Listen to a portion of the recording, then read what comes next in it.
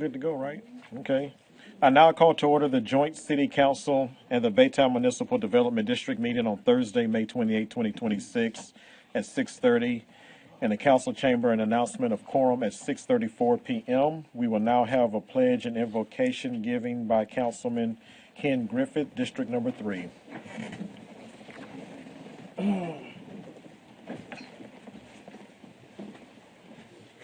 Pledge allegiance. I pledge allegiance to the flag of the United States of America and to the republic for which it stands, one nation, under God, indivisible, with liberty and justice for all.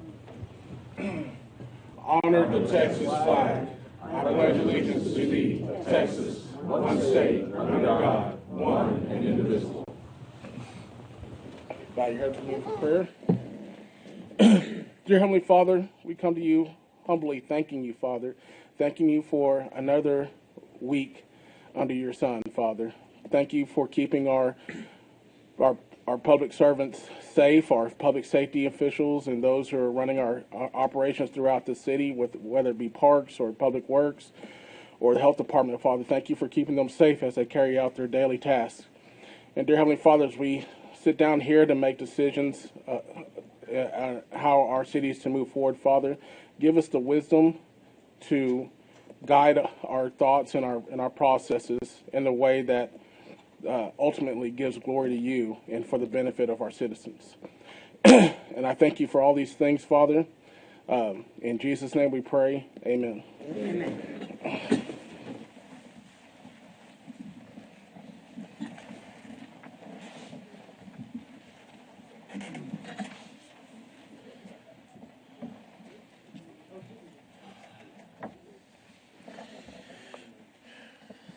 Okay, we're going to start off with citizen comment, and we do have a few people signed up to speak. The purpose of citizen comment is to give all interested citizens the right to express their views. Everyone desiring to speak should have either signed the appropriate list in the foyer or emailed the city clerk prior to the posted time of this meeting. Each citizen shall give his or her name and address in order to provide a proper record of these comments.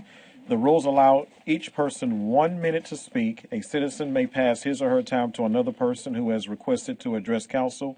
However, no citizen remarks shall exceed the 3-minute limit, except it be extended by a majority vote of council. I encourage every person to be as brief and to the point as possible. Please keep in mind, council cannot discuss or deliberate on items for which public notice has not been given on this agenda. And up first, with time conceded to them, would be Miss Yvonne Thomas. Please state your address for proper record, and you're going to have 3 minutes. Good evening. Yvonne Thomas, 4401 Country Club View, Baytown, Texas, 77521. So I'm here to speak about Park Run, and it's really for informational purposes. So the Park Run community started 22 years ago in the UK, and it has spread internationally to 23 countries. They all operate under the same rules. My husband, Oscar Chapa, a core group of helpers, and myself brought this free weekly 5K community event to Baytown. We meet every Saturday morning at Jenkins Park at 7:30. Participants can walk, jog, run, or volunteer, or simply come out to support others. The event welcomes people of all ages, fitness levels, and backgrounds, creating an inclusive environment focused on health, encouragement, and community connection. So far, we have had 48 events. We have had 457 people finish the course. We've had a total of 1,771 people finish. And we've had 76 volunteers, and the average finish time is 43 minutes. We've had an average of about 40 people per week. Having Park Run in Baytown provides tremendous benefits to our city. It promotes physical and mental wellness. It encourages families to spend time outdoors, and it helps residents build friendships and a sense of belonging. Because it is free and volunteer-led, it removes barriers that often prevent people from participating in fitness activities. It also highlights the beauty of Jenkins Park and brings positive energy and regular activity to one of Baytown's premier community spaces. Most importantly, Jenkins Park Park Run is helping create a healthier, more connected Baytown, one Saturday at a time. There are only 4 park runs in the Houston area. Park run tourism is a real thing, so we get many visitors from abroad who are trying to achieve goals. They get flags for attending park run in different countries, and the J is an all-important and quite elusive and scarce letter in the alphabet challenge. Please stand if you've participated in park run. Thank you. We think it's worth it for everybody to experience this, so we hope that you'll come out and enjoy Park Run for our anniversary, which is on June 6th, Saturday, June 6th. I've given the flyers to council. I have extra that I'll leave in the back if anybody from the community wants any. Thank you. Thank you. Next, we will have Ms. Kimberly Costick.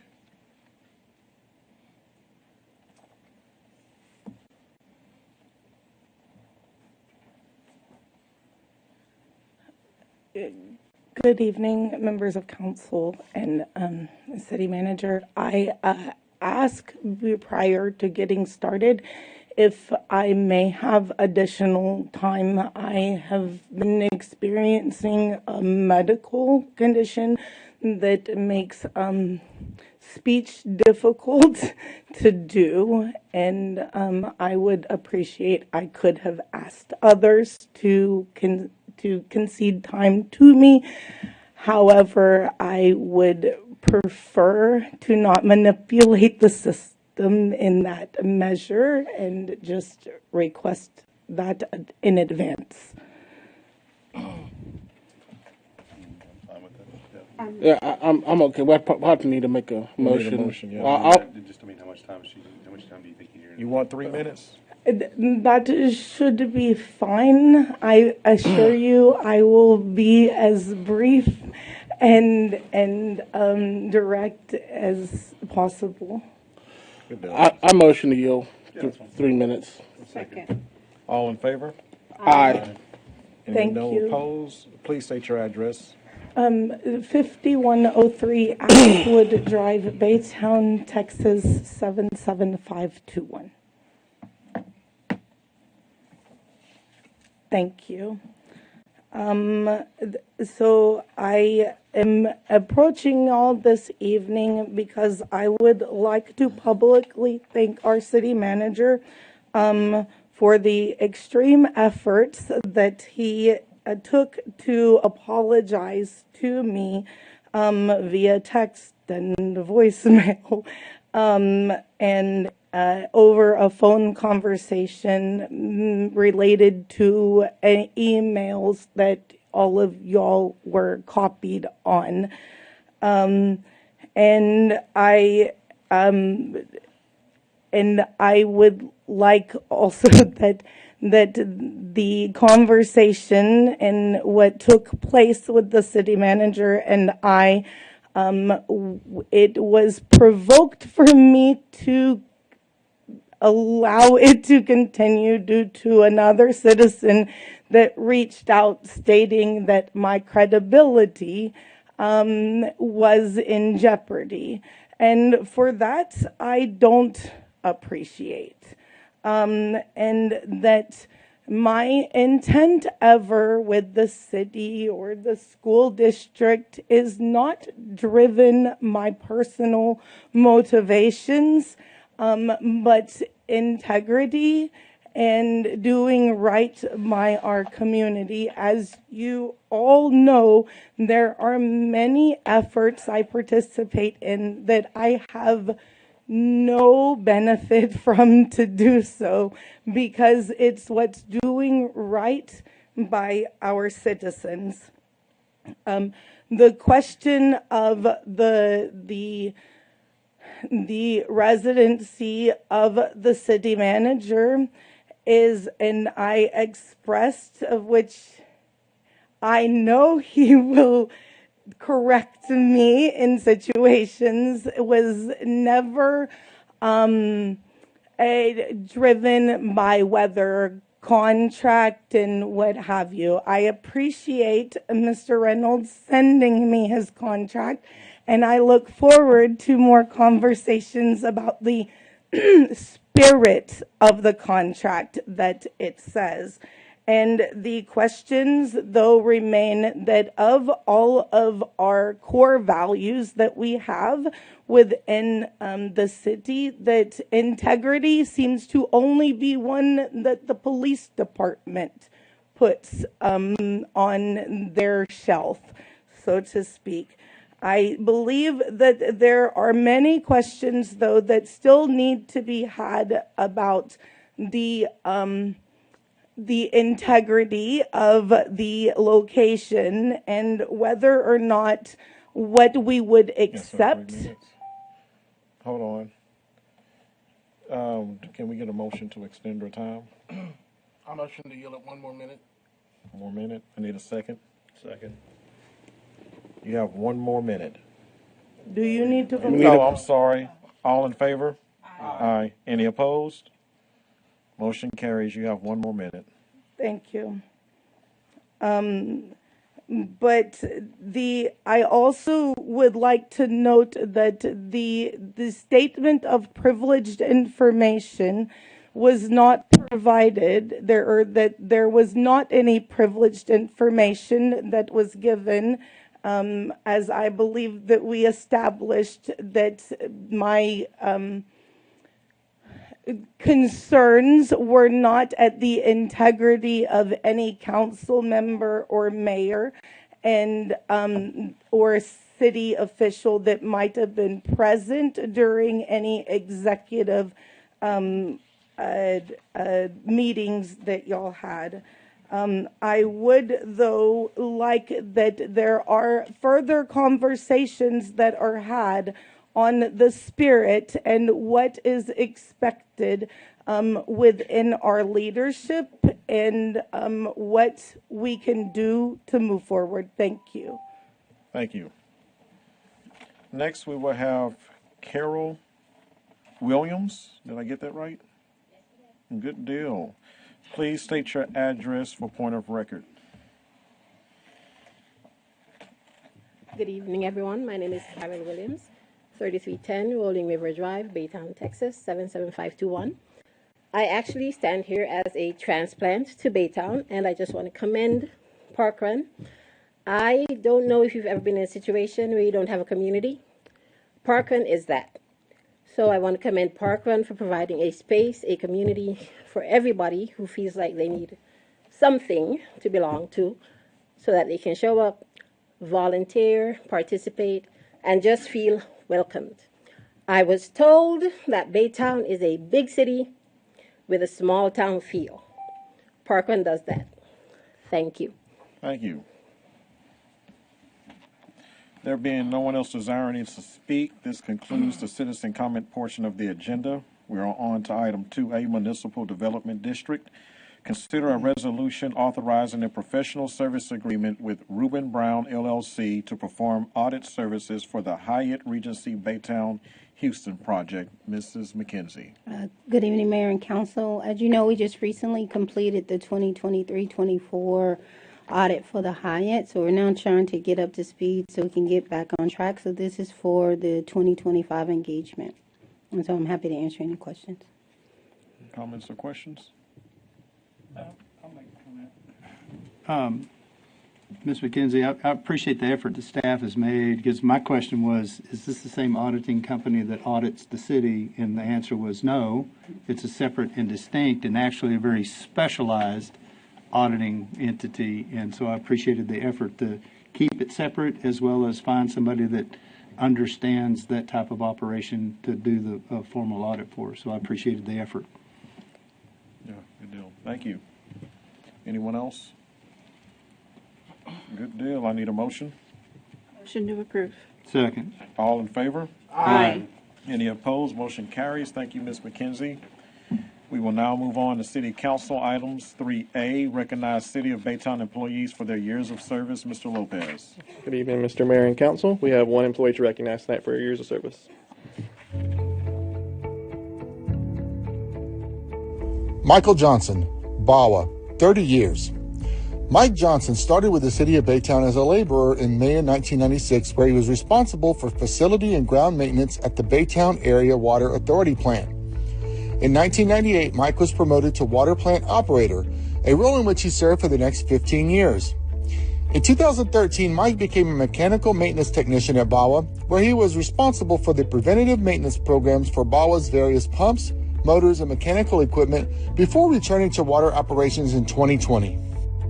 During his time at BAWA, Mike learned how to manually operate the plant from the start of the treatment process to the end. Mike's knowledge and leadership helped train and prepare past and current operators in troubleshooting and operations. In 2001, Mike assisted in implementing BAWA's first Supervisory Control and Data Acquisition, or SCADA, system, which allowed the plant to evolve from manual operation control to automation control.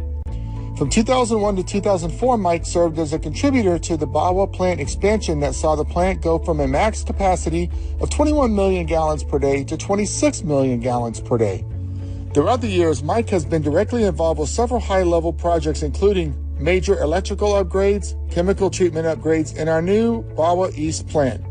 In addition, Mike has worked through several weather events such as Hurricane Ike, Hurricane Harvey, and the winter storm of 2021.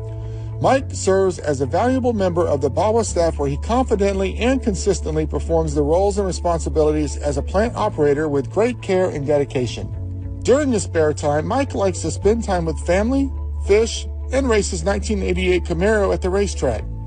Thank you, Mike, for your 30 years of dedicated service.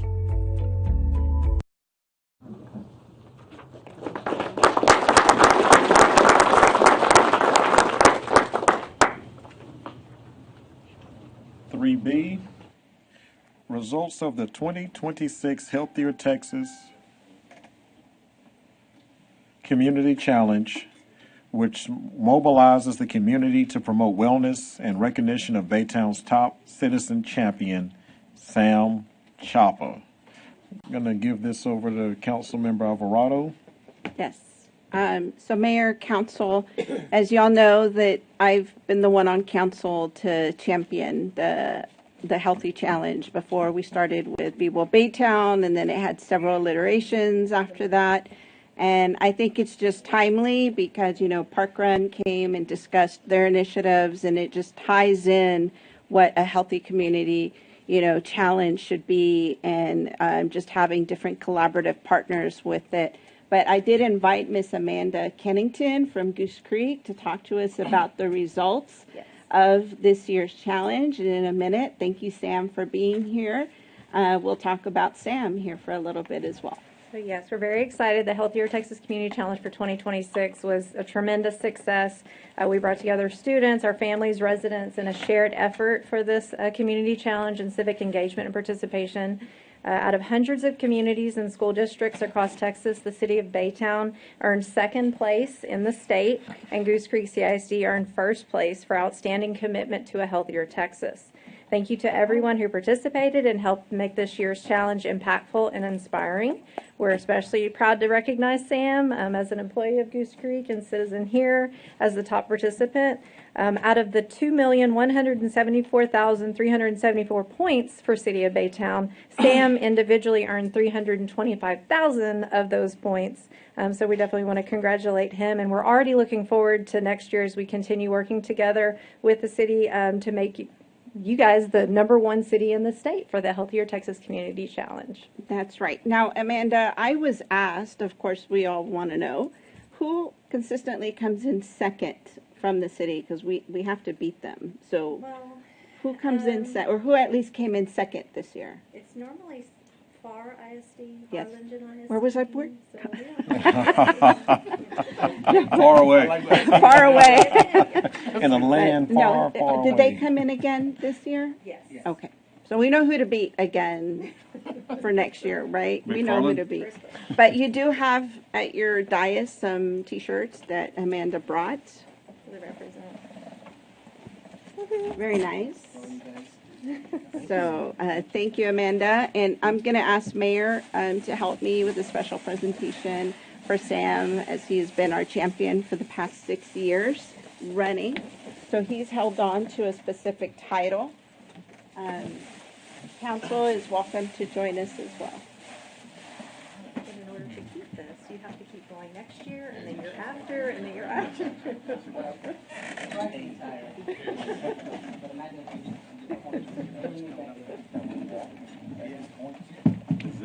towards our business?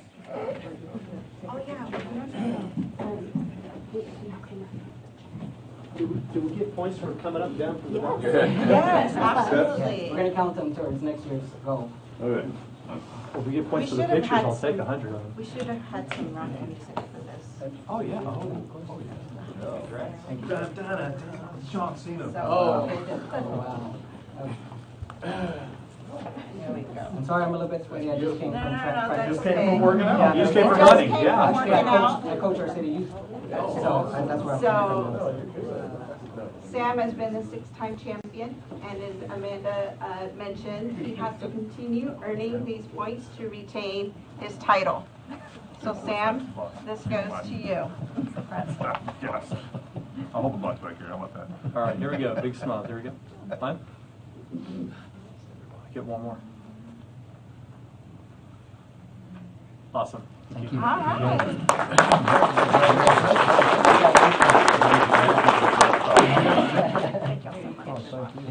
right. Absolutely.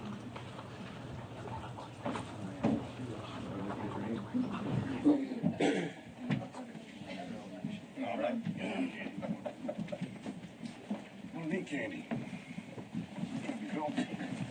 Speaking of candy,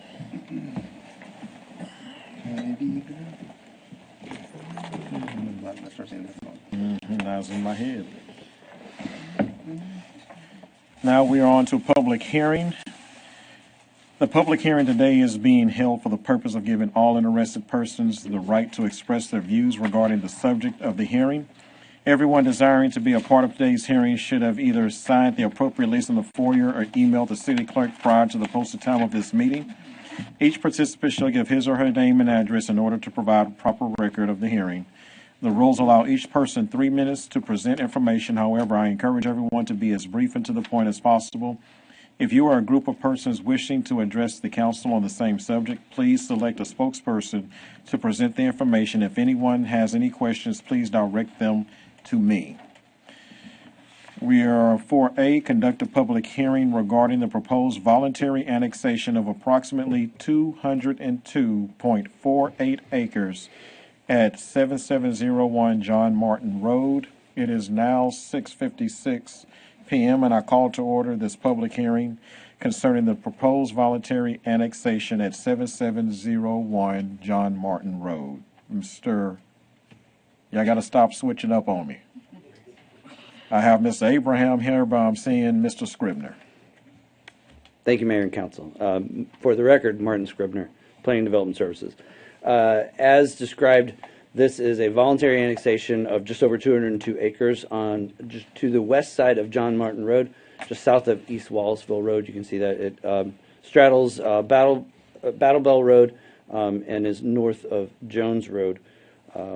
Again, all to the west of John Martin. This is currently unincorporated area, and as you can see, this is zoomed out just a little bit. You can see the blue area is actually the area that's within city limits.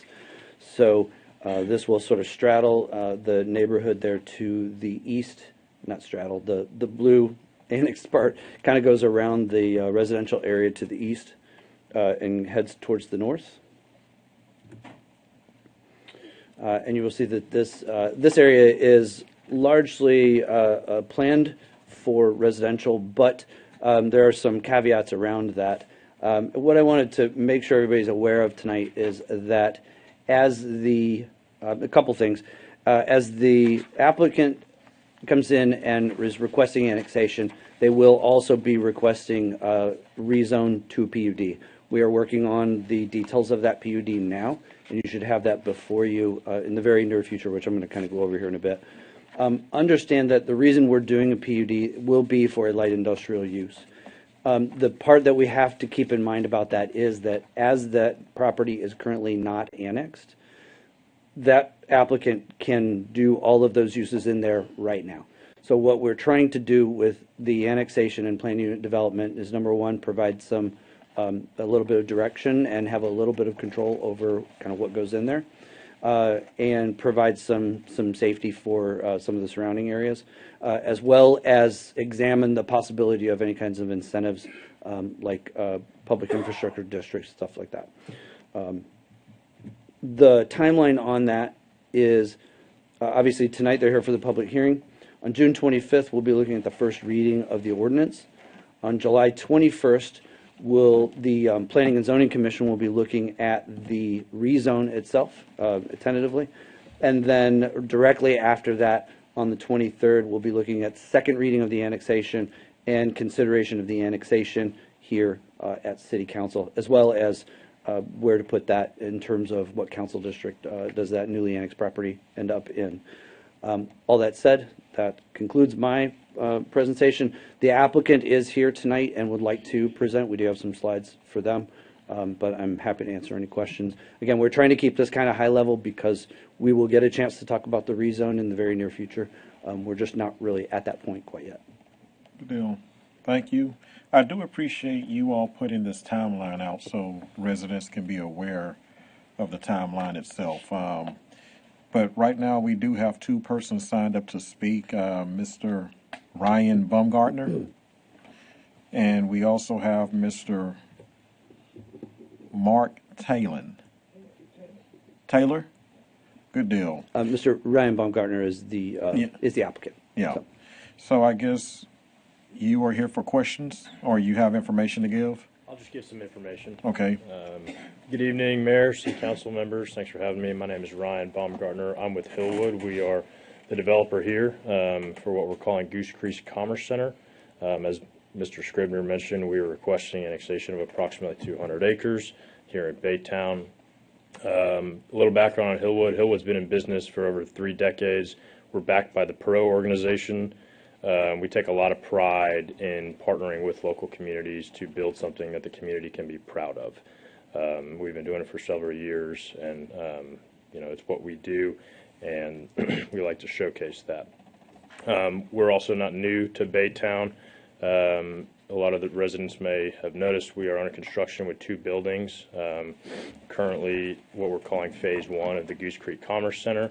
I've got a photo here that I'll show you, and that's on, Phase 1 of what will hopefully be, Phase 2 and Phase 3 of a similar project if we're successful with the annexation. To share a little bit about what we're building, this is a master planned commerce center. Roads, landscaping, buffers are all part of the design. We're very intentional about how this comes together.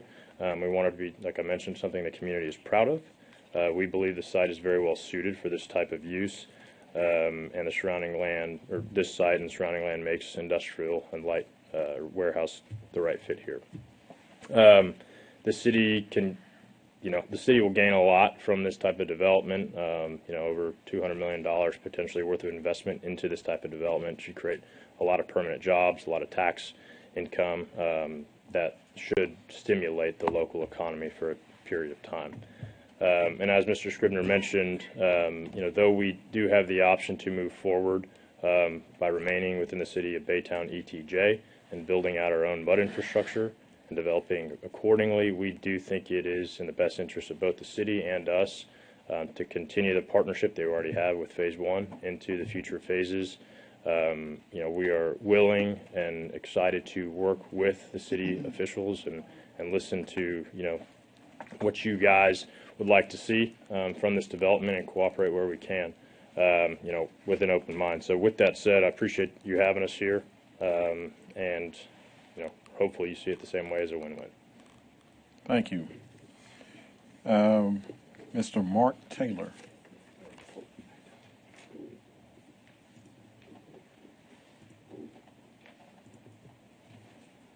Please state your address. So for the record, I'm Mark Taylor. My address is 123 San Jacinto Street in Highlands, Texas. I am commissioner on the ESD Board 14, and it overlaps with some of these areas. My comment is just to make sure that the city of Baytown has adequate emergency services to take care of this area. That's just my comment. All right, thank you.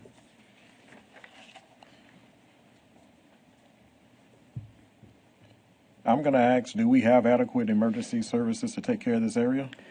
So we have not yet put together the public services plan. We're working on that now. We also have, if you'll remember, sometime last year, you were presented with a new tool that we have been using kind of behind the scenes, which is a development fiscal impact analysis tool. We will also be showing you the results of our usage of that tool at the next meeting that we will have on this topic. Excellent. Thank Mayor, you. I'll answer that question directly. Yes. If it's annexed, it'll be part of the city. It'll have the same emergency services everything else in the city has. And part of the planning process that Martin and the engineering team are doing is ensuring that the water capacity is there for fire hydrants and everything else. So the emergency services will be available. Good deal. Thank you. Any questions or comments? I just had a question, just out of curiosity. We explained the benefit for the city when you annex, when we annex us and the potential revenue. My question is, what is the benefit for you guys going into the city versus us, versus just going through Harris County and in the Mud District?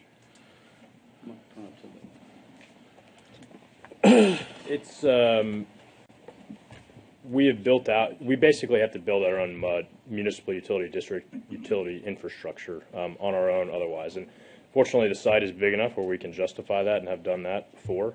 But it makes it a lot easier on us to utilize the existing facilities there. Basically, utilize utilities already there. So, from a time standpoint and from a capital standpoint, it makes more sense. Okay. Yeah. Thank you for answering the question. Anyone else? Comment. We've had similar issues in the past, and I appreciate the comments and appreciate staff working on it. It's one of those deals that it's going to happen, even if we don't annex it, because as he indicated, they can move forward without us. Yeah. So it's nice to be able to say they're willing to annex, and that they're also willing to listen to us as far as we can gain some extra amenities within reason to protect that residential area, so forth and so on. You know, we've worked with other entities in the past, turn the bays where they're not facing that way. And so it just behooves us to go ahead and annex them, add a few extra requirements. Otherwise, it just goes in and we have no control. Plus, and that's regardless of the tax infrastructure. That's just having a little bit more control of how it's situated and done. And my understanding, there's probably going to be some public road access to that they will build, and we will, get as part of the deal. That's a positive. So again, appreciate staff looking at it. It's going to happen anyway. We can make this work, and it benefits both sides, as my colleague had indicated. We know the benefit we're getting. What's the benefit you're getting? It works. So I appreciate the efforts. Staff has been working with the applicant for, 15, 16 months now, something like that. So it's not something that just came across the table. There have been ongoing talks for quite a while now. Excellent. Thank you for pointing that out, Mike, and thank you for your comments also. Like you said, they can most definitely do it, so thank you all for taking the opportunity and coming to us, asking to be annexed in, regardless of what other, I don't want to say restrictions or what other things we may add to you constructing the project. Anything else? Good. Excellent. There being no one else desiring to speak, I now close this public hearing at 7:07 p.m. On to 5A. Consider an ordinance approving the issuance of certificates of obligation, Series 2026. Ms. McKenzie. Good evening again, Mayor and Council. So this ordinance allows the city to issue $59.5 million in CO debt for the following water and sewer projects. This debt will be self-supported with water and sewer revenue. The cost of issuance is around $308,000. And the first debt payment is scheduled for February 27 in the amount of $2.6 million. The annual debt service payment will be close to $4 million. And we anticipate receiving the bond funds on June 25th to 26th. With that, I'm happy to answer any questions you have. We also have Joe Morrow from Hilltop and Jonathan Frails from Bracewell here to answer any questions. Questions or comments? Nothing? Yeah. I just see some D1 items on there. Okay, I need a motion. Motion to approve. Second. All in favor? Aye. Any opposed? Motion carries. On to 5B. Consider an ordinance approving the issuance of general obligation bonds series 2026. This ordinance allows us to issue debt for $34.7 million in GeoDebt that the voters approved in November. We provided this timeline just to give some clarity or transparency on how long the process took. We actually started this process in March because we wanted to make sure that we completed the audit timely based on recommendations from our financial advisor, which is what we did. And so now we're close to the end. We are pretty much ready to, once you approve, to move forward so that we can start to begin working on receiving the proceeds for this debt. And the debt that we have here for this bond is related to the Proposition B that was approved by the voters in the amount of $30.4 million, and Proposition D, which is for Fire Station 4 design at $4.2 million. And I'm happy to answer any questions. Questions or comments? Yeah, I'm glad to see these come through. I know that this is a big thing that we've been pushing, going to the GEO bond, and I want to thank the public for coming out and voting on these. And this is the result, showing that we're looking at what you're asking us to do, and making sure we're putting the needs of the city first. And I appreciate the voters who came out and voted and passed these bonds. So I really appreciate that from them. Anyone else? Yes, ma'am. So, since we are talking about the GEO bonds and we're now ready to issue the series, at one point, are we going to have the oversight committee? That was my comment, Okay. ma'am. Yep. All right. I was going to let council know that we will be coming back with a oversight committee. As Teresa laid out, the funds will not be here until June 26. It's our intent to start planning things, but it's actually meant to be an action piece of the FY27 budget.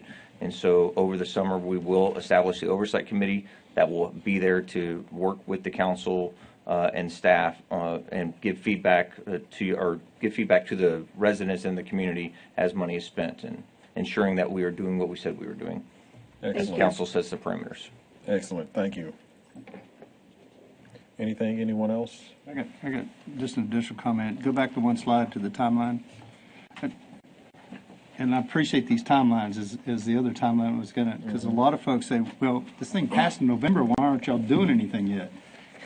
It takes a lot of time to process a general obligation bond of this size, and this really kind of lays it out that this is the effort and the amount of work goes into these things. So it's not just you pass it, we start spending money the next weekend. There's a long drawn out process, and Teresa and her crew are doing a great job as far as keeping us on tack. So I appreciate the effort, and as in the other timelines, I like laying it out because we see this a lot and we get this a lot from staff, but this lays it out that the average citizen right out there can see. It's kind of like, oh, so they are working on it. It's just behind doors. That's right. And that's not behind closed doors. That's just the staff work. So I appreciate the effort.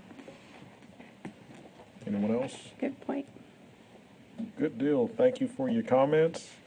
I need a motion. Motion to approve item 5B. Second. All in favor? Aye. Any opposed? Motion carries. On to 5C.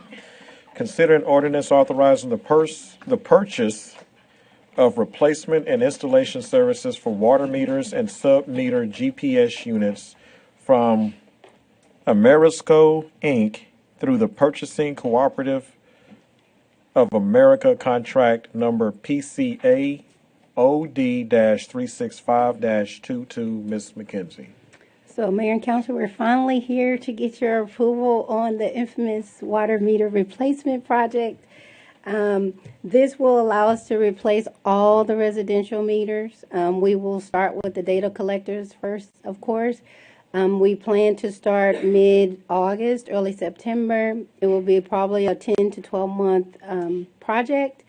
We have Chad Nobles here from Amoresco to answer any specific questions you have about the project, because he will be the one managing it and ensuring that we get it done. So I'm happy to answer any questions if you have any. I have one question for you. I have not seen you smile that big ever. Is this like Christmas for you that we're getting these new meters? Yes, yes. I it's can gonna tell. help. I can tell. Yeah, go ahead. Go ahead. Meters will be able to Yes, do. these meters will allow, first of all, the city to have accurate meter readings, and it will also grant the citizens real-time access to their water usage. They can have notifications, so they can be alerted if their water usage is over a certain amount. So it will be beneficial to both the city and the citizens. Yes. So I know when Mayor and I first started here, that was Yeah. what people were telling us. Like, at so-and-so city, people can look online for. Mayor, Not can I that- make We're not there yet. Mayor, if you don't mind? Go ahead. I know we're going to have sharpshooters pick words apart. Ms. McKenzie said I was going to, accurate readings. I just want to make sure the meters we have are accurate. Yes. Over Yeah. time, I was going to say something about over that. time they degrade and read less than what people actually use. So over time, it actually it reads less of the water actually coming through the meter. And so people will have lifetime feed of the water going through the meter and just have instant access to what's happening. Thank you it's for the accurate now. clarification. I really wish you wouldn't have said that it actually reads less now. Some do, some don't. Some do and some don't. Mine is not one of those that don't. I just don't need KPRC beating on the door. Or, Yes. Yeah. But Jason, you just addressed the issue right there. I think we need to prepare our constituents for a little bit of a sticker shock when they're getting the right meter and the right reading.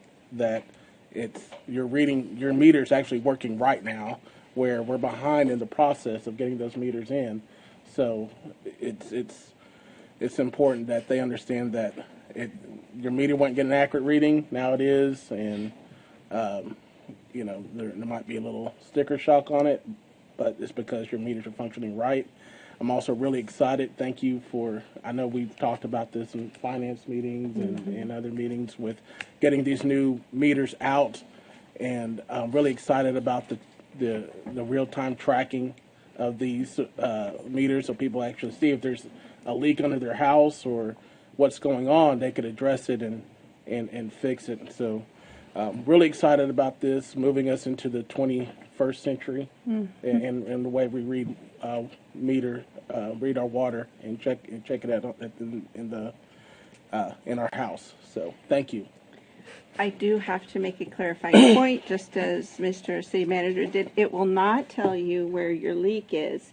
It'll just tell you that there may be a leak. Yes. Yeah. It'll tell you Or that something's happening. Yeah, something's happening. If all your Yeah. pipes are not running and your meter's running, there's something going on. Mm-hmm. Comment, and she's already smiling again, because I appreciate Ms. McKenzie's comment that all of the residential meters are going to get done. Yes, sir. Because we continually had that conversation that not all of our current meters are readable. So I do appreciate that. And again, it's the new technology that's been around for 20 years, but it's new to us, so that's a great thing. I have property in North Texas, and if my water usage up there goes up a couple of 100 gallons a month, I get notified that your water usage went up. Is everything okay? So that's a benefit to the customer, and because it's like if it's a hidden leak and you don't see it, you don't know. But if it's kind of like the system sees that your usage is going up, that you get notified. It's kind of like, okay, now I'll start looking for that damp spot or wet spot. So that's a good thing. But I appreciate that all of our residential meters are going to get done over about a 10-month process. That's pretty aggressive.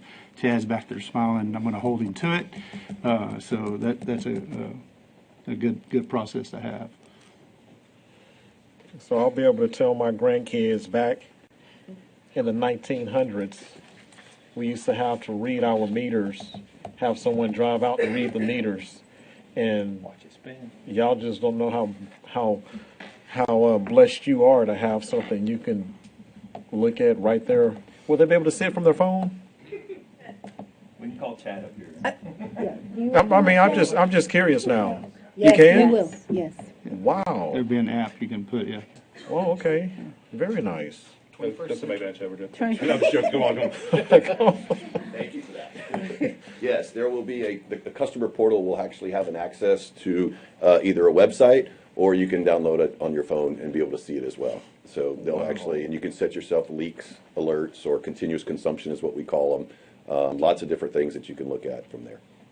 Wow, that is awesome. 21st century. That's right. Good deal. Well, thank you for that. Let's hurry up and get this approved. Motion to approve 5C. Second. All in favor? Aye. Any opposed? Motion carries. 10 months? Start the clock. Start the clock. What time is it? 7:19 on May 10 months 28th? from August.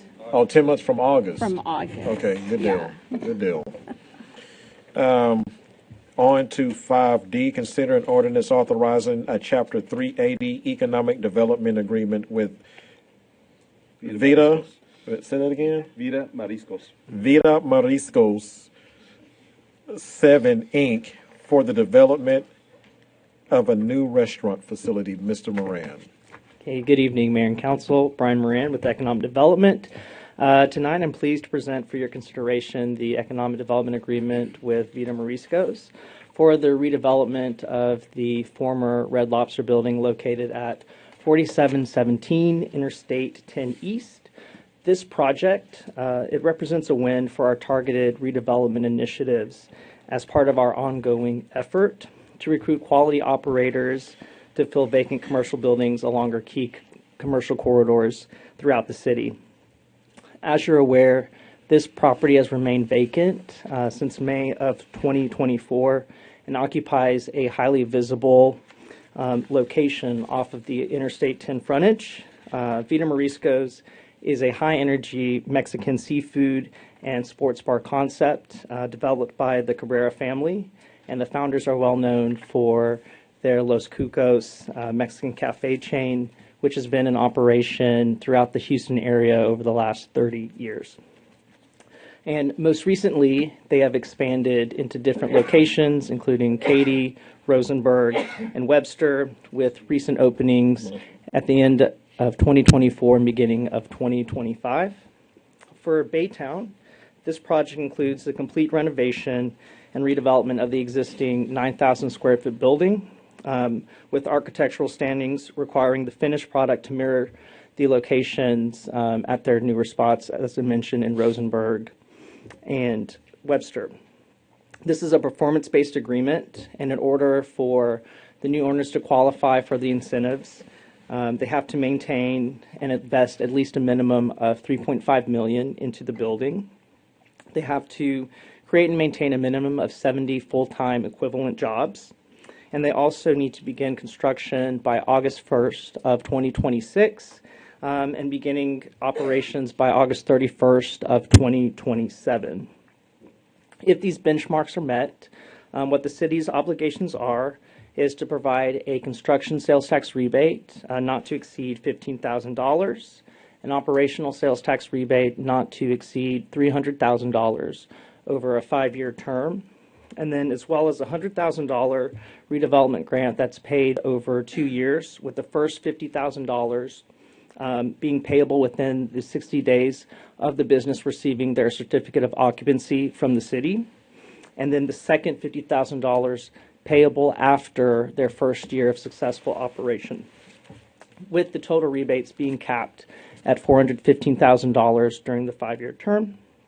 What's also exciting about this timeline is that this redevelopment aligns with the ongoing Rooms to Go project, which is next door to this site. That project is currently moving through our permit process as preparing for demolition and then construction of a brand new building. So we're looking at a complete transformation of this entire area. We also have the ownership team who's here this evening. If they're here to, if you'd like to hear any more information about the restaurant, their operations, they may have remarks that they want to say to you. But I'm also here to answer any questions and specifics you might have about what the city's obligations are in the Economic Development Agreement. Any questions or comments?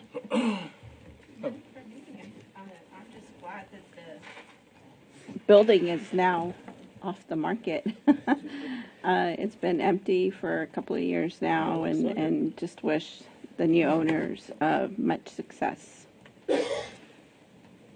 I mean, we got people, it's like whack-a-mole up here.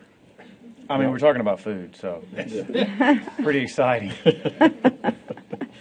ahead. No, I'd like to hear what's your Yeah. signature dish. Tell us a little bit about the restaurant. Oh, I haven't been to really? one yet. You haven't been to one? I haven't either. Oh, come on. Mayor and council, There's I will not tell one in y'all, Baytown. If y'all get a It's chance, if y'all get a chance to go to the Webster location, it is lively, like lively, and the food is delicious. Yes. So It is, check it it is, out. yeah, it's very good food. And like Brian just mentioned, we own Los Cucos also. It's a big Mexican, authentic Mexican chain. We're famous for our fajitas, all our toppings on the fajitas, and we have a big menu selections. And this is our seafood concept, and we just want to thank you all for being so welcoming with us. And we want to, look forward to work together with you. We thank you for investing in the city. And when's Los Cucos coming? Next. Well, hold on. I do want to hear what's your most popular dish. He said fajitas. The fajita? That's Los Cucos. No, for Vita Morisco. Mariscos. On Mariscos, we have a big selection of shrimps and fish. We have those big parrilladas. They have a little bit of everything. That's the most popular. Oyster soup? We have Siete Mares soup. It's, out of this one. Ceviche and everything too. Awesome. Yeah. So, thank you, Brian Moran, and your work you did to get that make that happen over there. The old Red Lobster's becoming an eyesore, and thank you for all your work and being creative and getting such a fine establishment to our city.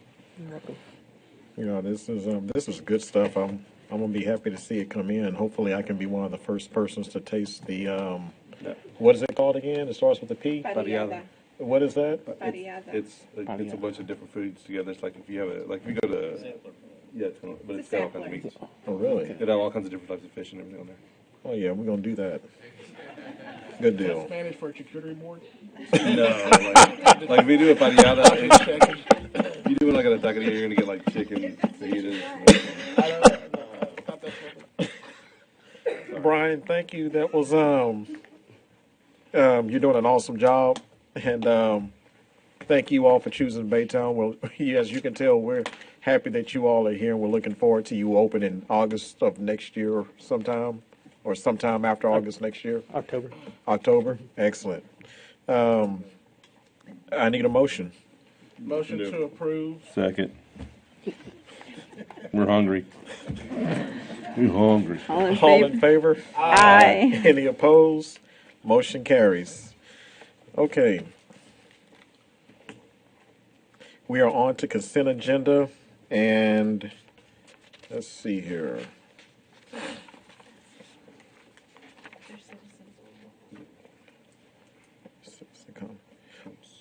Oh, yeah. I got you. I was looking for it on here.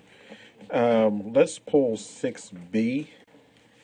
But let's go ahead and get everything else approved. Is there anything else that you all would like to pull? Can we pull D? Yes, we can. So we're going to pull B and D. I need a motion. Consent items A through M? O. No, O, save and accept B and D. B and D. I thought you said E, sorry. B, No. B and D. You said E, I'm sorry. Second. All in favor? Aye. Any opposed? Motion carries. 6B, consider an ordinance amending the lease agreement with Bay Area Heritage Society. Mrs. Flint. I'm the one that would like to pull this one because I've had some conversations with some individuals, and I found out that the Baytown Heritage Society has been operating the museum there for over 30 years.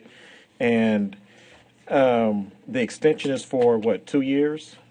Yes, on top of the remaining portion of the contract. Okay, with them being there so long, I would like to ask if we can actually extend it maybe 5. Would that be possible? What's the remaining contract? This extension takes it through 2031. And I was asking if it could go a little bit longer because, like I said, they've been there for 40 years, 30, 40 years.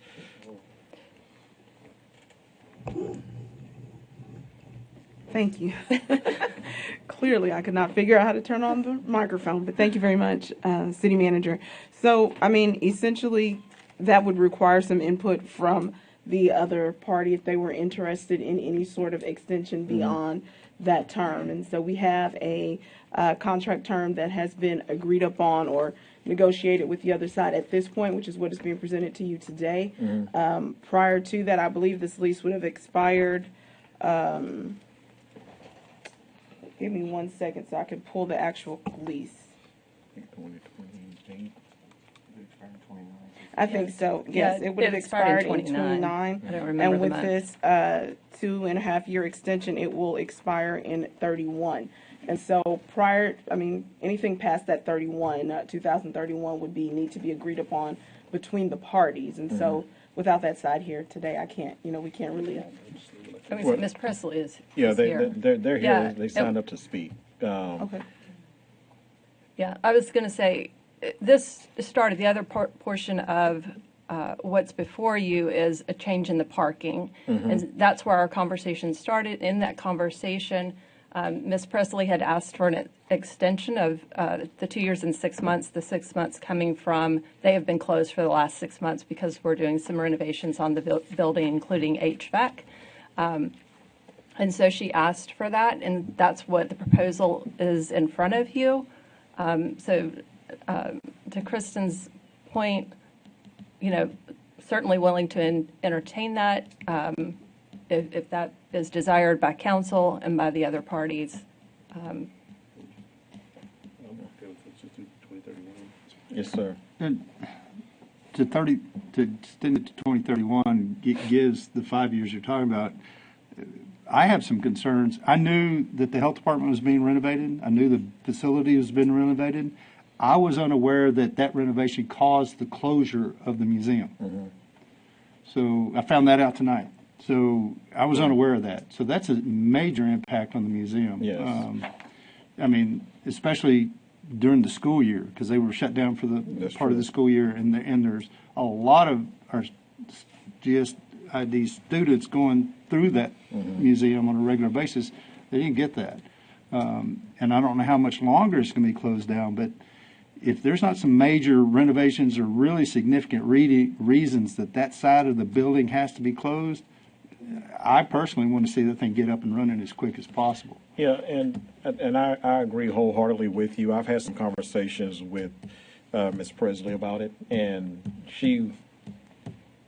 that's one of the major drivers of foot traffic in that area, that Texas Avenue area. Like you said, school buses come through there throughout the whole school year, and they have been closed that amount of time. And when I asked why more time, she said, well,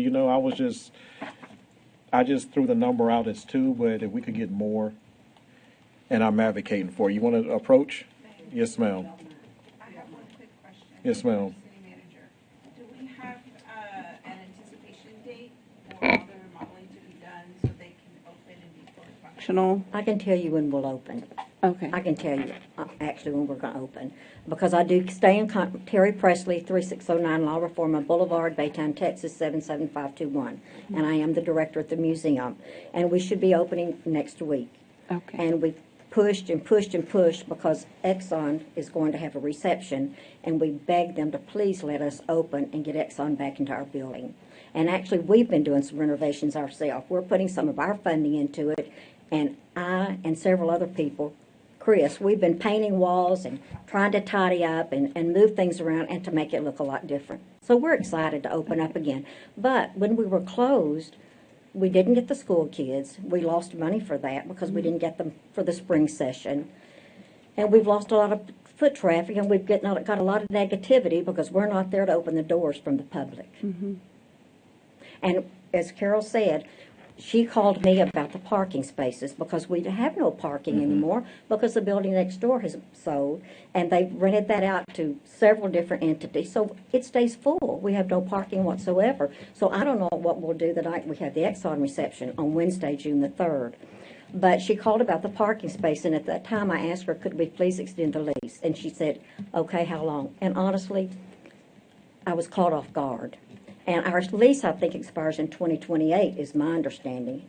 Expires in 2028. So I asked for, 2 years and the 6 months that we'd been closed. But we would like to be extended, to have that lease extended longer. I mean, we're there for the community. What is? I had a quick question. Okay. Overall maintenance, who's in charge of keeping the building maintenance during the lease? Is it you guys or is it the city? By the lease agreement, the maintenance is up to the tenant. Up to 10, okay. Yeah, that's true. Okay. And believe me, it needed some help. So that's what we're trying our best to do. I believe that, yeah. It's the same as the art league, so it's up to them to maintain. Yeah, and we don't mind. We're putting some of our, so far we've put about $10,000 into it's what we've done, and our labor. So the 2 years takes them to 31. And y'all are you want to be extended past that? I would if it's possible, but that's going to be right around the corner soon, I know. Okay. And I would like I would like to start. I've been there 17 years. We've been in that building for 41 years. I've been the director for 17, and I would like to stay another 10 if I'm going to make it, if I'll make that. But I'd like to be there indefinitely, honestly. Okay. Was that discussed with legal at the time of wanting to No, renew? That It has was not been not. discussed, but what I would ask the council to consider, I don't want to get involved in the, Yeah. I don't want to get involved. I need council to also think about if what Ms. Presley is saying is true, that there's a very large parking problem and people can't come to use the museum, is that the right location for the museum, right? And if we are saying that there's so much foot traffic, is there a better location that inside the Texas Avenue corridor that the museum can be? Or is there areas that you can buy parking to put for the museum? We have to think about those types of things if we want to really consider that amplifying what the museum is, or if there is that much actual foot traffic there. So I've just asked council to consider that, and before you look at the expansion of this, because 5 years right now, you could determine that, hey, we want to put another 10 million and actually move this somewhere else on Texas Avenue. I don't know what the just consideration point. I have another question.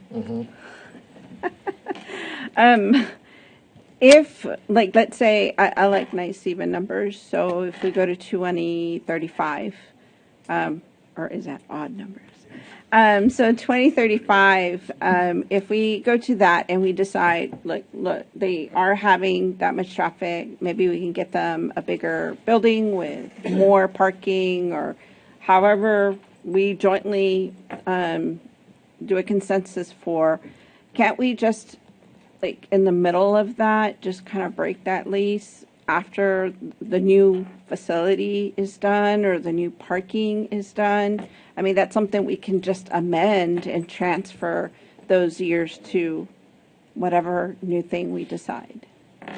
I mean, we can do that, right? Absolutely. Right?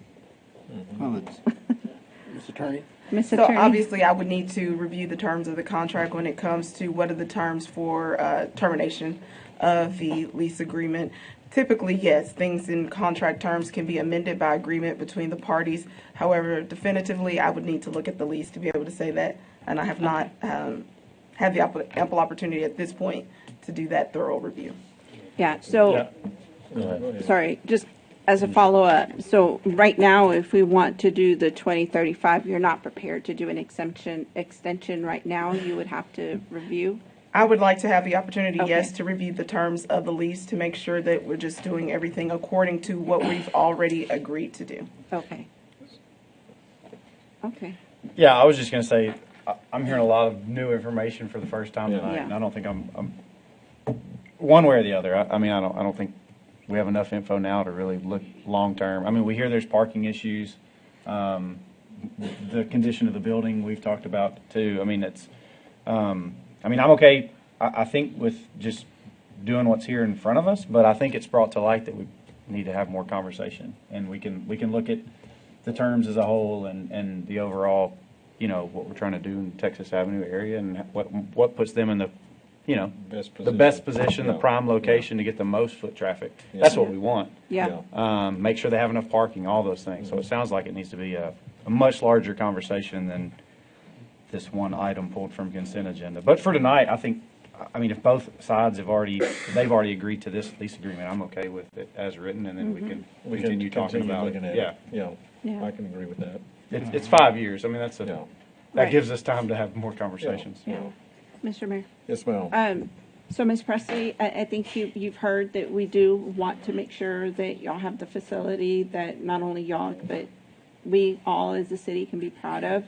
And so if you can just trust us that we're going to work on maybe extending or a bigger and better place for the museum, then just work with our legal department and our staff to ensure that we got all the right information put Okay, and together. all this did come up with the parking situation, because I had contacted several of y'all about the parking. We've never, I mean, like I said, I've been there 17 years, we've never had an issue with parking until the building next door was leased out to so many different entities. And I politely walked over and asked them to please park on the back half, because when the school children come, the school bus, it needs that front part, they park parallel. And they don't abide by anything I ask, but Yeah. anyway, okay, well, we appreciate all the help you can give us. Thank you.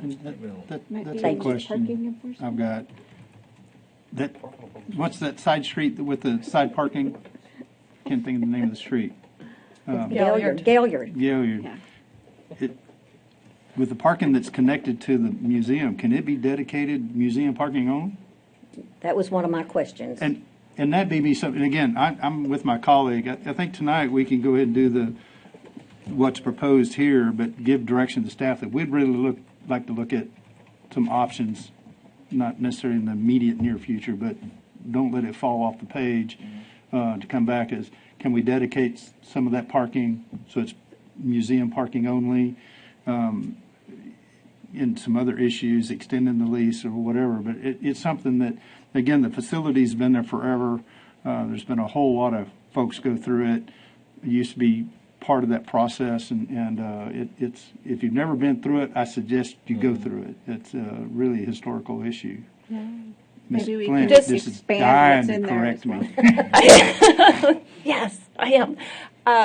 Just to clarify, so the original lease had parking dedicated to the museum behind the building in that back parking lot. Correct. This is designating spots along Gaillard for the purposes of the museum. So it's set up that five are singularly dedicated. The rest of them are available for dedication for special events by them placing signage out there. My position would be just, there's only like about 10 or 15 spots anyway. There's not a whole lot of parking along Gaillard. Yeah, we were So trying just- to be good neighbors. I got it, but. That facility has parking also on the side and in the back, Correct. and they do not Yeah. use it. Yeah, so there's parking available, there's just more readily available parking on Gaillard, so it's like, now, if that's gonna be, my side would be, that's for the museum. But again, we're not making the decision, it's just something to look at, can we do that? And if we can, maybe build it into the extension process. Yeah. Okay, good. Thank you Anything very else? much. Thank you. Good deal. I need a motion for 6B. Motion to approve 6B. Second. All in favor? Aye. Any opposed? Motion carries. 6D, the proposed ordinance authorizes an agreement between the City of Baytown and Pyro Shows of Texas for firework displays during the city's Juneteenth and July 4th celebrations. Mr. Clifford Hatch. Oh, man, you moved on me. He's trying to hide. He was. Just here to answer any questions. How much are we talking about for Juneteenth? Juneteenth is about $8,000. Okay. Not much. No, not much. It's, so Juneteenth is a cake show. If you're familiar with fireworks, a cake show is a prepackaged show that they bring out and they set up and they shoot off. They're much cheaper. You can put them a lot closer to the audience because the fallout zone is not as much. Like a 4th of July fireworks show, you have to they hand pack on site, and then you have to have a fallout radius for 100 feet per 1-inch shell. We shoot up to 5-inch shells in Baytown, so we have to have a 500-foot fallout radius. So that's why we shoot them at Goose Creek Park. Those are much more expensive and than the cake shows. Cake shows are essentially what you can buy, residentially, but put together and put on a timer and choreograph to music. Have we always had the fireworks with Juneteenth? Yes. We not always. The first year we did, and every year since then we've had. It's over 5 years. And the reason I bring it up is this 4th of July is the 250th year, and it had been a significant amount of money. I was going to push hard that we need to move that to the 250th celebration. $8,000 is not that much. I'm just concerned we're having fireworks displayed 3 weeks in advance, basically, of the 4th of July. So we're kind of double dipping. I would like to say that staff's already kind of enhanced the fireworks show for the 4th of July, not by mission creep, but by shortening the proposed time down to 14 minutes. It was 2 minutes shorter, so it was 16 minutes, 14 minutes now. That would allow us to shoot the same amount of fireworks, but get more bang for your buck, if you will, to have a greater finale at the end of it. It was a pun. Pardon the pun. That was pretty good. I didn't pardon it. It was good.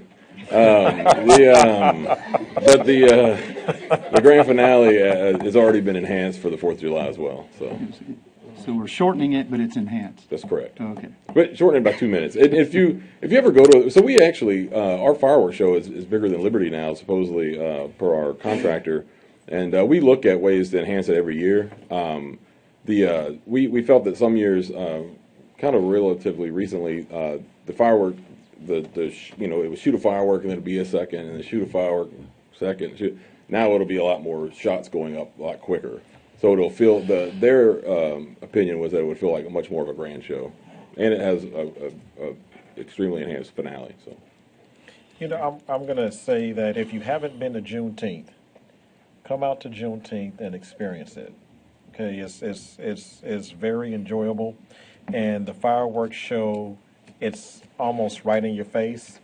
I'm going to do like Jason and say, for the sake of words, it doesn't rain cake on you.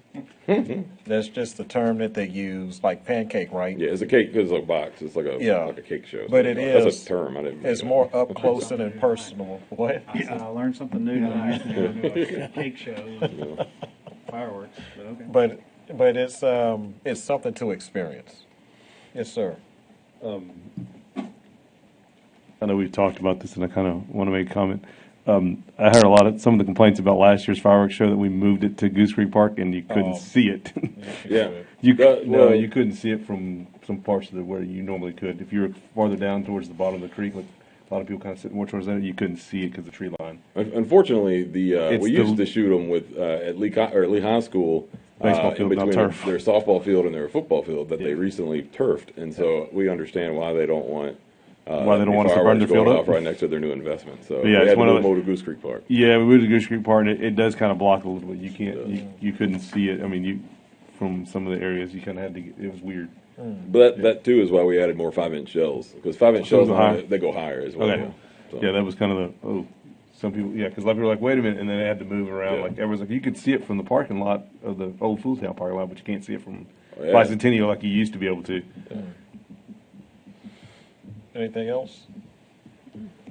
I need a motion. Move to approve 6D. Second. All in favor? Aye. Any opposed? Motion carries. We are on to appointments. Consider a resolution authorizing 3 appointments to the Community Development Advisory Committee. Mr. Scribner.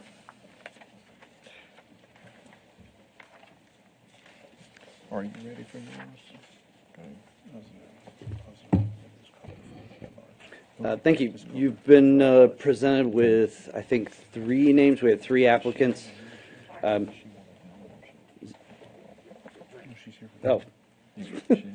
Thank you. It could have fallen. There's a cap on it. It's plastic. We are asking you to consider 3 appointments tonight. Actually, 2 of those are appointments. I know that we had a conversation with Councilmember Griffith about the District 3 appointment that is currently there. So I think, was all the information provided to you? Excellent. We have the names, yeah. So let's look at this at-large position first.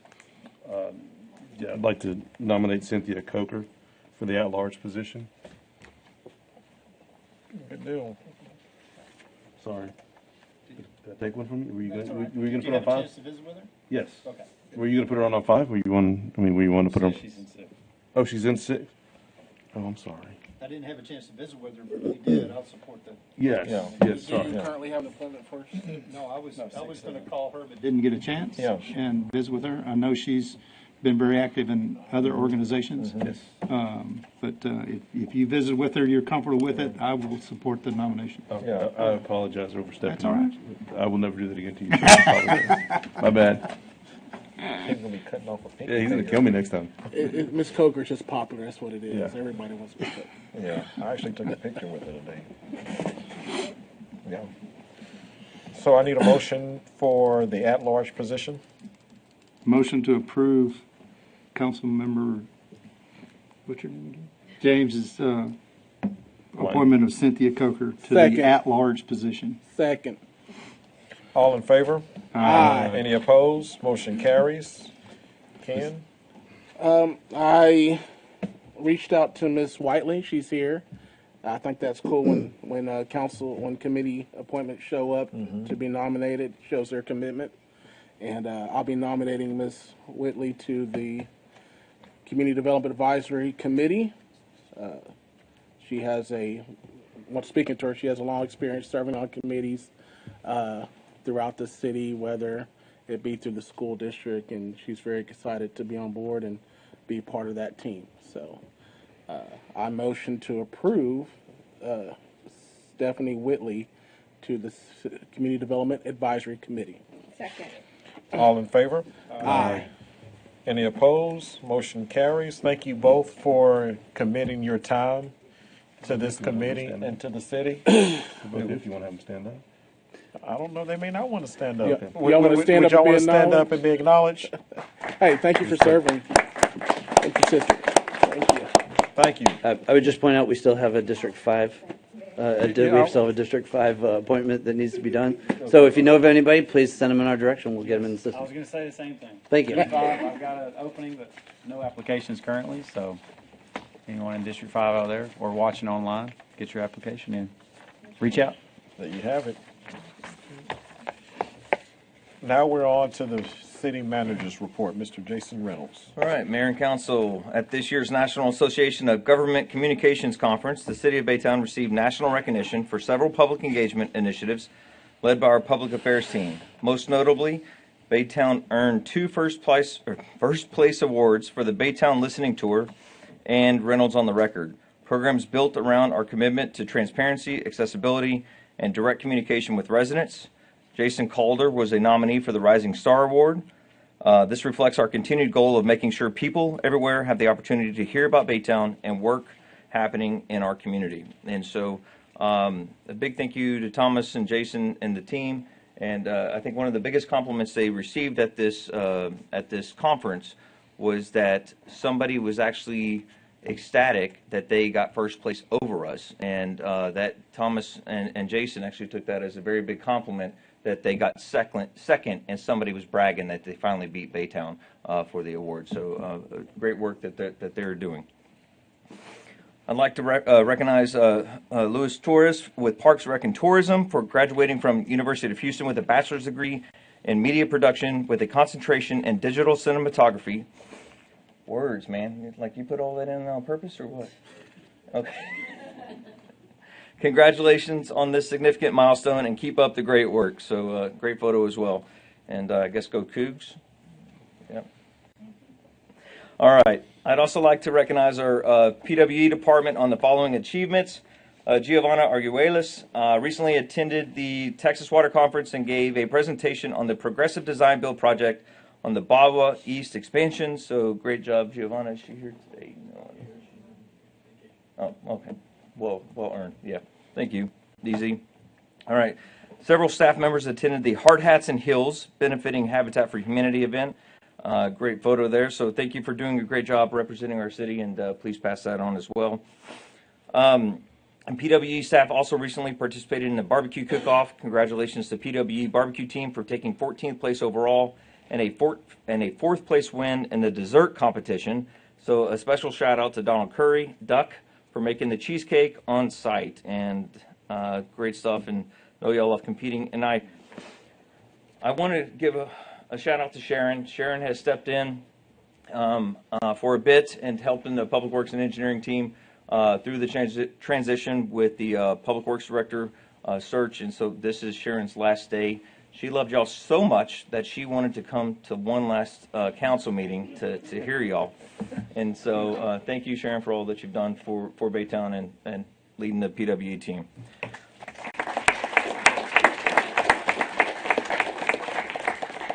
I also want to do a shout out to the Parks, Rec, and Tourism team. A few months ago, approximately, I guess, late March, early April, some council members came to me and said, hey, I really want to do something with the 250th anniversary for Baytown. And Cliff and his team have always do a great job. And if y'all notice on the doors, there's like little notes for the 250th. You will soon see banners around the city along with, I think there's a billboard planned as well. And it's just Baytown showing our love. And, I need the citizens to know that your council members are trying to represent. They hear your voice, and they are working with the team to do what we can to really recognize Baytown and our nation. And so thanks to Cliff and your team for getting that done.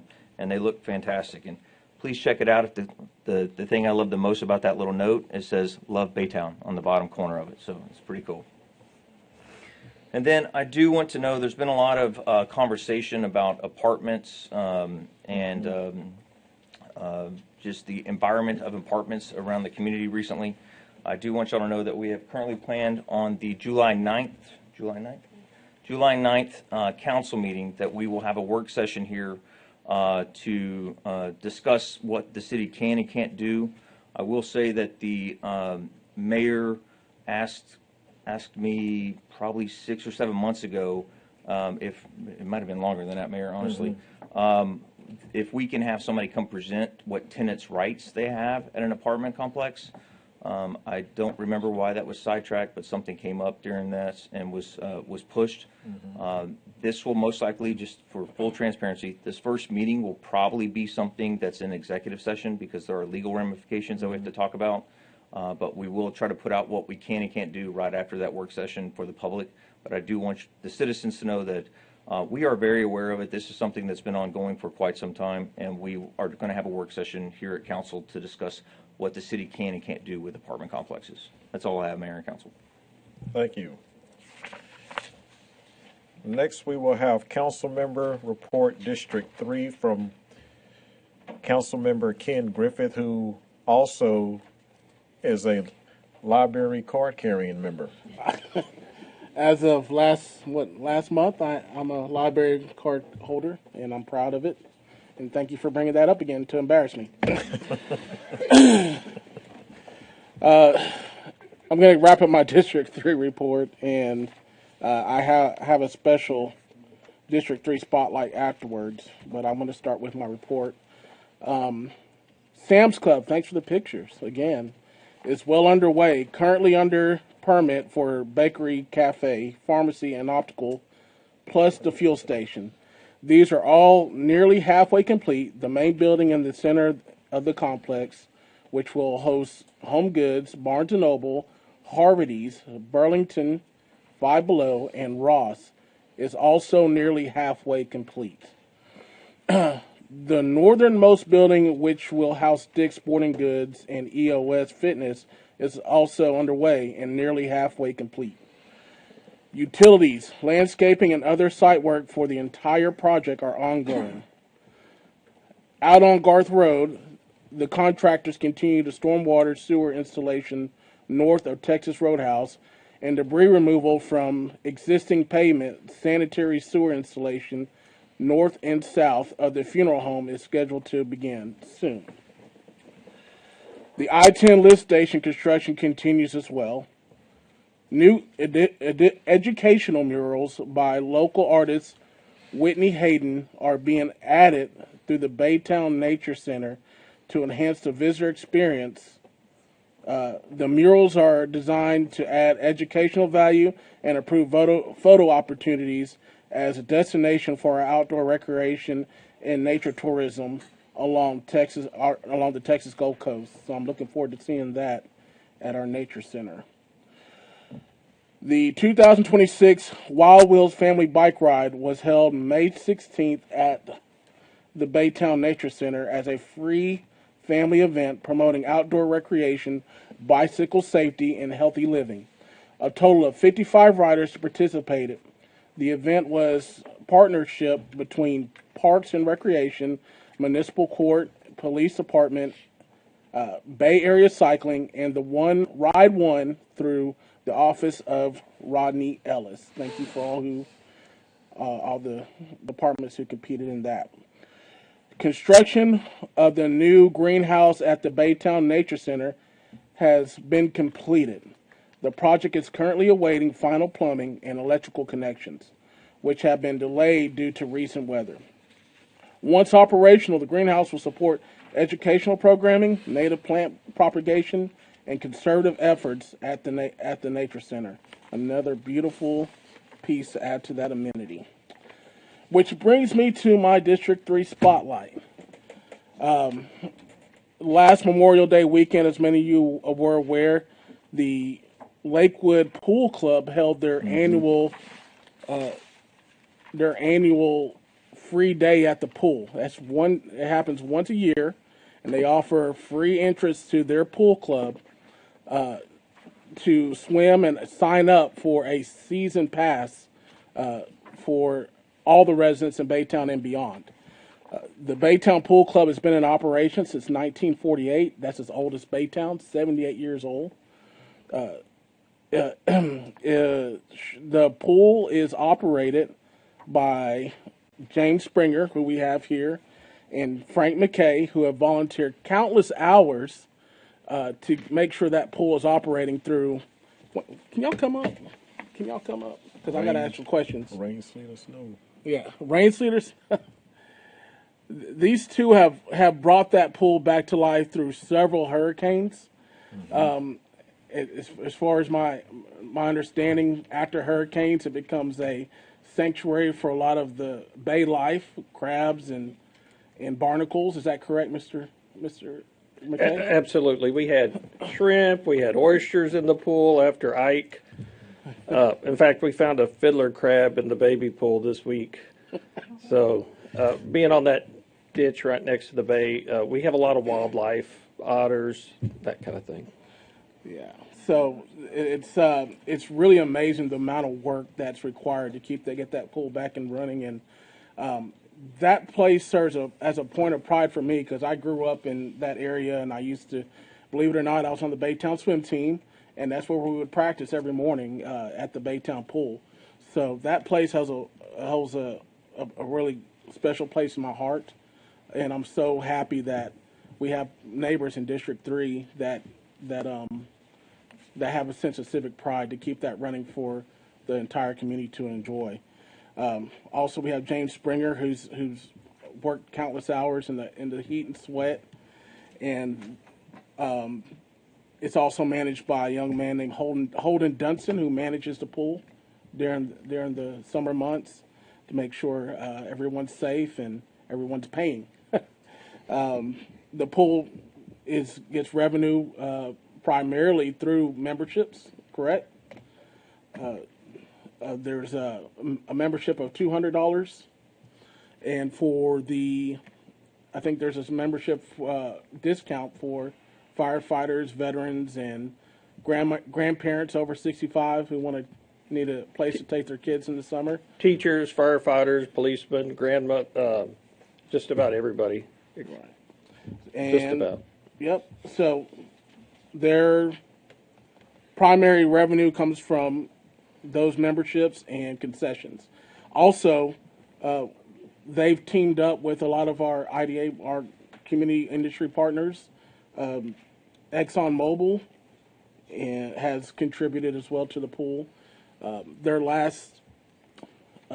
Their free day usually gets accompanied with a free hamburger by Baytown Sunburger. So this is a collaboration of a private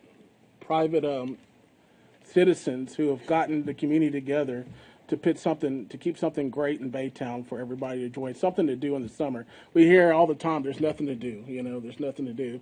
And these guys are took it among themselves an initiative to keep that going, and that just speaks volumes to me. So with all that said, is there anything you want to add, Mr. Oh, James and I, we've been doing this for 20 some odd years, and our kids are way past the age of swimming every day and working there, but we think this is such a strong part of Baytown and for the community, because Russell Hammond posted today something on the Lakewood Pool, and you would not believe how many people said, I grew up there and I had the best time in the summer. And we're building memories to these children, and it's a chance to get kids away from the phones and to do something outside. And so we think it's a really beneficial thing to our community and to the social fabric of our community. So that's why we're just still so involved in it, because we think it's imperative to our community. Excellent, and thank you for that. And as a special gift, I wanted to spotlight and give my token appreciation to all the efforts that you guys have done to keep that pool running. It's our community spotlight recognition from District 3, and this says, for your outstanding commitment to improving our community through selfless contributions, leadership, and tireless work to enhance the lives of others, you embody the spirit of civic responsibility. Your dedication has made a lasting impact, and we are grateful for your continued efforts to serve our community. So I just want to present this with you and Mr. Springer. And also thank Sarah Graham for helping me get this put together. She uses the pool as well. While they're getting ready to take the picture, I'm just going to comment and say I've gone out there for about 8 years now for the pool, the free day at the pool. And this year when I went out, it was raining.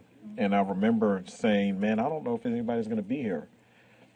Parking lot was packed when the pool, and it was raining. I don't know if they were there for the pool or if they were there for the hamburgers. I was there for the hamburgers.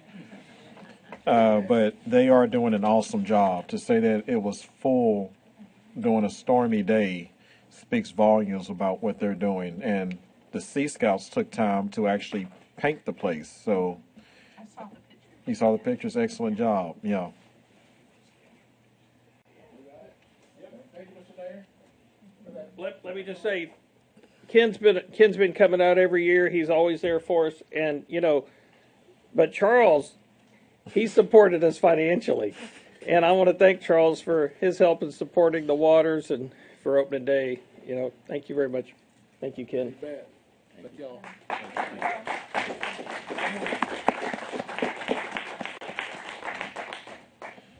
Now, what you all have been waiting for, I would imagine she decided to come to this last council meeting to hear what was going on at the library, because she plans on coming back and visiting our library. Am I right? She's nodding yes. So we're going to go through June. And June 1st is on a Monday. So you have all weekend to plan to attend some of these activities at our wonderful library, the best library in the world. Monday, June 1st, 10:30 a.m., Baby Time. 2 p.m., Tween Pokemon Play. And that's also the start of summer reading. June 2nd, 10:30 a.m., Pre-K Story Time. 6 p.m., Crochet Club. And 6 p.m. also evening story time. Wednesday, June 3rd, 10:30 and 11:30 bilingual story time. 2 p.m. to 6 p.m. 7 sessions of HMNS Megalodon versus T-Rex. Is it like a cage ring fight? People are going to be dressed up in Megalodon costumes and T-Rex costumes? Oh, okay. Well, hopefully it's changed online so people won't show up looking for a fight between T-Rex and the Megalodon. Thursday, June 4th, 10:30 and 11:30 a.m. toddler time, 5:30 p.m. adult craft night. Monday, June 8th, 10:30 a.m. baby time, 2 p.m. tween board games. June 9th, 10:30 a.m. pre-K story time, 6 p.m. teen architecture whiz Temple of Doom. June 10th, 10:30 and 11:30 a.m. bilingual story time, 2 p.m. firefighter craft day. 5 p.m. Tech Night, 3D printing, VR, and robotics. Thursday the 11th, 10:30 and 11:30 toddler time, and Friday on the 12th, 10 a.m. Friday morning book club, 11:30 a.m. adult coloring, 10 a.m. the classics club. On the Saturday the 13th, the 15th, 10:30 a.m. baby time, 2 p.m. tween Hot Wheels play. Teens play with Hot Wheels? Okay. On the 16th, 10:30 a.m. pre-K story time, 6 p.m. teen art night, dinosaur skeleton models. On the 17th, 10:30 a.m. and 11:30 a.m. bilingual story time, 2 p.m. bubbles and chalk. On the 18th, 10:30 a.m. and 11:30 a.m. toddler time. On the 19th, 10:30 a.m. tech morning, 3D printing, virtual reality, and robotics for beginners. On the 22nd, 10:30 a.m. baby time, 2 p.m. tween STEM airplane launch. 10:30 a.m. on the 23rd, you have 6 p.m. teen dinosaur trivia. On the 24th, at 10:30 and 11:30 a.m., you have bilingual story time. 2 p.m. Public Works Fun Day. Are we going to have people out here filling potholes? What is that about? That's not the plan? But what is it?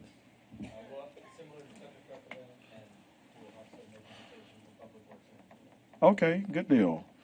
5 p.m. Tech Night 3D printing and virtual reality. On the 25th, 10:30 and 11:30 a.m. toddler time, 5:30 p.m. Diamond Dot earrings. On the 27th, that's Saturday, 1 p.m. Hurricanes Get Ready. 29th, 10:30 a.m. baby time. On the 30th, 10:30 a.m. pre-K story time. 6 p.m. teen game night board games. And if you want to hear what's going on in July, show back up to our July council meetings, and I will do you all the pleasure of reading what's going on at our library. Any questions or comments? How much are library cards? I don't know. They're free. Yeah. So if it's free, my motto is, if it's free, give me 3. It is 8:12 p.m., and we will recess and into and convene an executive session pursuant to Texas Government Code Sections 551.087 to deliberate the purchase, exchange, lease, or value of real property and or to deliberate regarding economic development negotiations.